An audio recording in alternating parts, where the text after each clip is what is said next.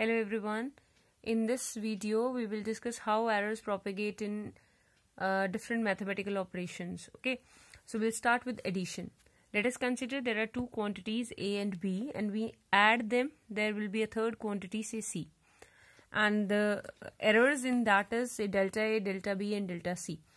Okay, so quantity first is A plus minus delta A. There is second quantity which is B plus minus delta B, where delta A and delta B are the errors in A and B.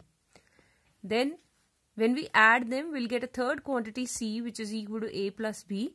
Then how we will get the value of delta C? This we'll see here. So when we add them, we'll get A plus minus delta A plus B plus minus delta C. Okay, so this B plus minus delta B. So this will be the value of C plus minus delta C. Now see, A plus B, that is equal to C. So it is plus minus delta A plus minus delta B. So it is C plus minus delta C. C and C get cancelled. So delta C will be equal to, now there can be four possible values. Either both are positive, either both are negative, one positive, one negative. Okay, so either this can be positive, this can be negative, or this can be negative, this can be positive. But the maximum possible error is only possible when both are either positive or both are either negative. So means we always add them. The maximum possible error we'll get is delta A plus delta B.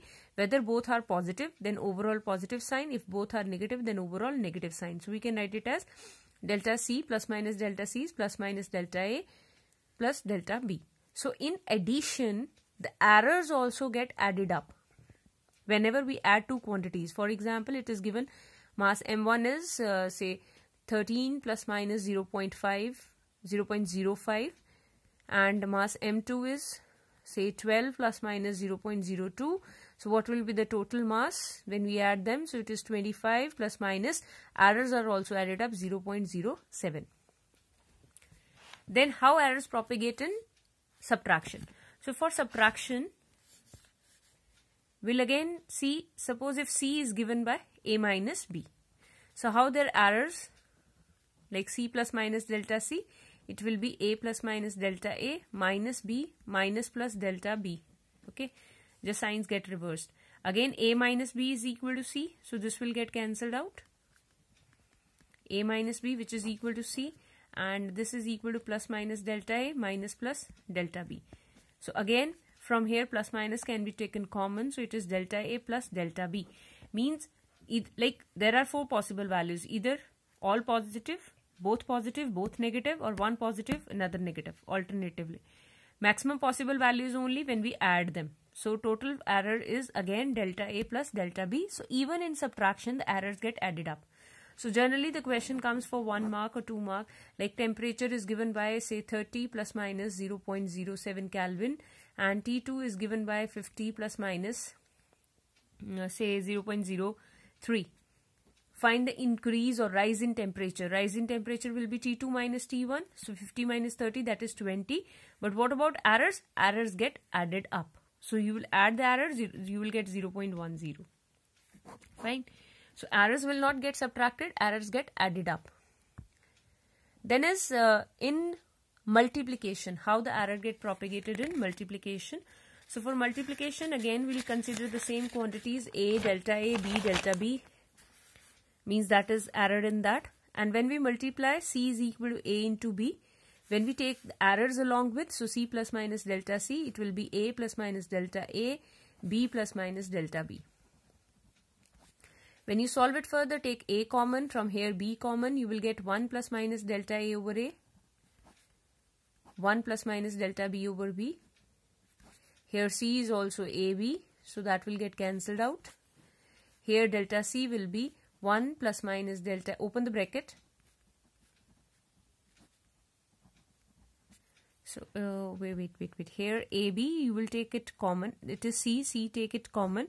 It will be 1 plus minus delta C over C. Okay, then you can get it cancelled because there was plus minus sign. First take C common. So it is 1 plus minus delta C over C. So this C is equal to AB. So AB get cancelled. So we'll get here 1 plus minus delta C over C. That is 1 plus minus delta A over A plus minus delta B over B. This 1 and 1 further get cancelled. So again delta C over C has 4 possible values, and the maximum value is delta A by A plus delta B by B.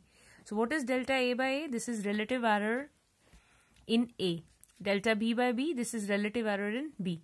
So delta C by C, this is relative error in C. So whenever two quantities get multiplied, then the relative error in the resultant is equal to sum of relative error of each and every quantity. For example, the question is length of rectangle is given by 10 plus minus 0.2 and breadth is given by say 20 plus minus 0.3. Then find the area within the error limits. So area will be 10 into 20, that is 200. Okay, this will be the area. So what about delta A by A? Error in area, delta A by A, it will be delta L by L plus delta B by B. Okay, now put all the values here so we can calculate delta A. So it will be delta A over 200, delta L is 0.2 over 10 plus 0.3 over 20. After solving it, we will get the value of delta A. So in the last, we can write area is A plus minus delta A. So this is the value of area. Okay, this is in multiplication. So when it is there in division, C is equal to A divided by B. When we take errors along with, so it will be A plus minus delta A over B plus minus delta B. So you take C common here, 1 plus minus delta C by C. From top take A common, numerator. From denominator take B common. Then again this A by B, C is equal to A by B, this will get cancelled. So 1 plus minus delta C by C, it will be 1 plus minus delta A by A. And here 1 plus minus delta B by B raised to power minus 1. Now here apply binomial. This term is very very small, so this minus sign will come over here. Okay, so it will be 1 plus minus delta C by C. It will be 1 plus minus delta A by A. 1 minus plus delta B by B. It doesn't matter, you can write plus minus also. And when you will multiply, you will get 4 terms. Here also, I have not explained here. What about the fourth term? Delta A, delta B over AB. So that fourth term is very very small, so we can neglect that. Okay, so we will take it as 0. So that is why answer is only this. Similarly here you will get 4 terms, 1 plus minus delta A by A plus minus delta B by B, and the fourth term will be same as there, delta A, delta B over AB.